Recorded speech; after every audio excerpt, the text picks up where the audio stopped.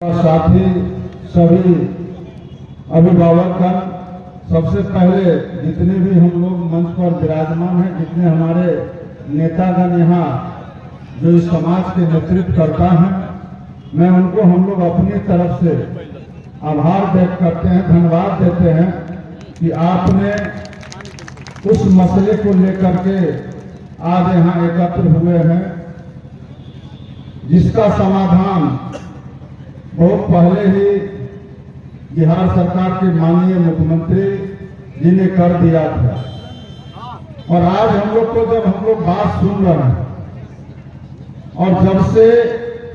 Supreme court का आदेश आया, तब से हम लोग यह सोच रहे हैं और यह चर्चा का विषय है। आपको लगता होगा कि आपको यह आरक्षण का लाभ मिला और फिर आरक्षण को समाप्त कर दिया गया और इस पर किसी का ध्यान नहीं। तो ये आप समझ लीजिए कि ऐसा कोई दिन नहीं कि इस बात का राजनीतिक गलियारे से लेकर के और सामाजिक स्तर पर इस बात का चर्चा नहीं होता है कि किसी समाज को इतने लंबे अरसे के बाद, देश की आजादी के इतने लंबे समय बीत जाने के बाद सरकार के द्वारा जो तकनीकी कारणों से आपको लाभ नहीं मिल पा रहा था, उस सभी तकनीकी कारणों को दूर करके और आपको आरक्षण का लाभ दिया गया। और यह देश का हम समझते हैं कि पहला घटना होगा जब आपको और हमारे लोहार समाज को भी, जिनको अनुसूचित जनजाति में भी शामिल किया गया, और मात्र 3 महीने के बाद वह अधिकार आपसे छीन लिया गया। तो इस पर हम लोग को दुख भी होता है और आश्चर्य भी होता है। 9 साल के बाद छीन लिया गया सुप्रीम कोर्ट से, तो यह दुख का भी विषय है, आश्चर्य का विषय है। लेकिन अब इसके लिए हम लोग जो हमारे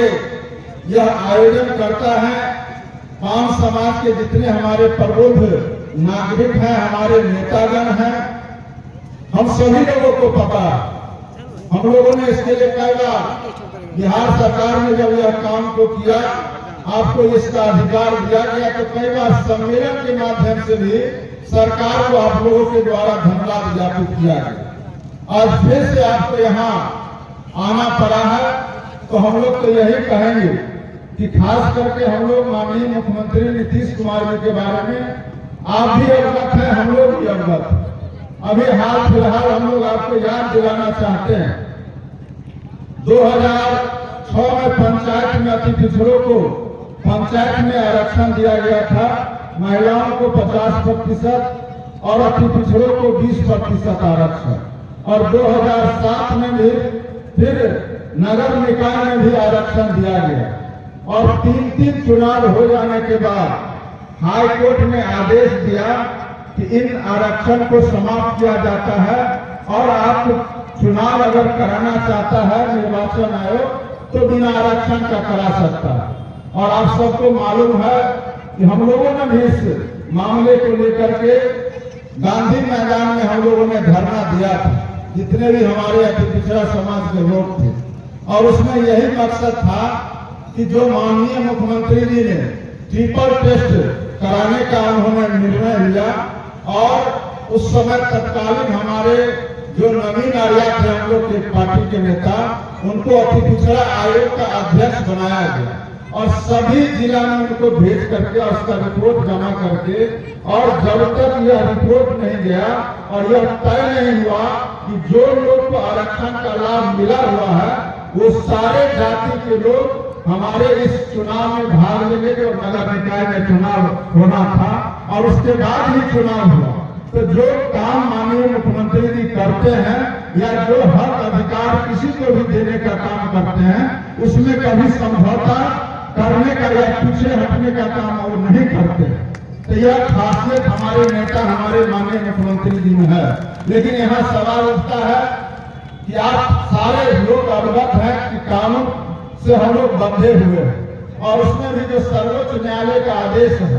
तो यहाँ हम लोग जो हमारे यहाँ आयोजन करता है, हम सभी लोग यहाँ सिर्फ इतना ही कह सकते हैं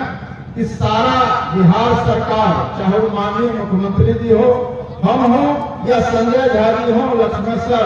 राय जी यहाँ उपस्थित हैं, तमाम लोग आपके साथ हैं। और आने वाला समय में भी हम लोग आपको जरूर आज आश्वस्त करना चाहेंगे कि आने वाला समय में जो भी आपका निर्णय होगा, हम लोग तो माननीय मुख्यमंत्री जी से भी कहेंगे कि एक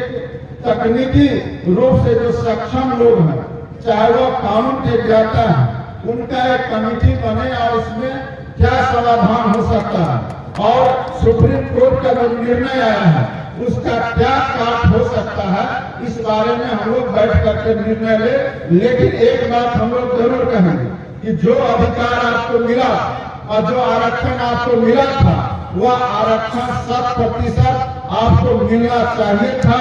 मिला है। और आगे भी हम लोग इसके पक्ष में रहेंगे कि जो आरक्षण आपको मिला था और जो सुप्रीम कोर्ट के आदेश से स्थगित हुआ है या रद्द हुआ है, उसको फिर से बहाल करने के लिए आज सिर्फ आप दरभंगा में नहीं, हम लोग को जहां भी आवश्यकता पड़ेगा हम लोग आपके साथ रहेंगे। और सिर्फ रहेंगे ही नहीं, बल्कि जहां भी वकालत करना पड़ेगा, जहां हम लोग को अपनी बात रखनी पड़ेगी आपकी तरफ से, वहां तक हम लोग बैठ करके बात करने के लिए हम लोग आपको जरूर भरोसा दिलाना चाहते हैं। हम लोग चाहेंगे कि एक जरूर तैयार हो और उस तैयारी करके हम लोग चलेंगे, कमेटी बना लेंगे, हम लोग समय लेंगे, मुख्यमंत्री जी से मिलेंगे। लेकिन साथ ही इतना जरूर कहेंगे, ये लड़ाई हम लोग को लड़ना चाहिए, लेकिन जो काम और जो अधिकार हम लोग को पहले से भी मिला हुआ, खास करके हमारे राज्य सरकार ने जो अधिकार हमको दिया है, जो सुविधा हमको दिया है, उस सुविधा से भी हम लोग अलग हो गए या हम लोग को कहीं से भी बुद्धिमानी नहीं लगता। सरकार ने अनेकों तरह का योजना चलाया है। आज हम सब लोग जानते हैं कि जो हमारा पान समाज है हर तरह से पिछड़ा हुआ, और हमारा समाज शिक्षा के क्षेत्र में भी, आर्थिक रूप से भी, सामाजिक रूप से हर तरह से पिछड़ा हुआ। हम सरकारी नौकरी में भी अगर देखना चाहेंगे तो अंगुली पर गिन सकते हैं कि हमारे पान समाज के बिहार स्तर पर कितने लोग बड़े नौकरी में बैठे हुए। तो जरूरत इस बात का है कि हम अपने बच्चे को पढ़ाने का भरसक प्रयास करें। और आज के तारीख में कोई भी समाज, यह नहीं कि सिर्फ पान समाज, किसी भी जाति के लोग, और चाहे वो कितना भी गरीब क्यों नहीं हो, यह नहीं कह सकता है कि हम तो गरीब हैं, हम अपने बच्चे को कैसे पढ़ा सकते हैं। अब यह बात सब लोगों को समझना चाहिए, और समाज के नेतृत्वकर्ता होने के नाते यह जिम्मेदारी भी बनता है कि हम आरक्षण के लिए लड़े, अपने अधिकार के लिए लड़े। लेकिन हमारा समाज शिक्षित कैसे होगा, और शिक्षित जब तक नहीं होगा तब तक कोई भी आदमी हम लोग को बरगला सकता है। हम लोग को अपना अधिकार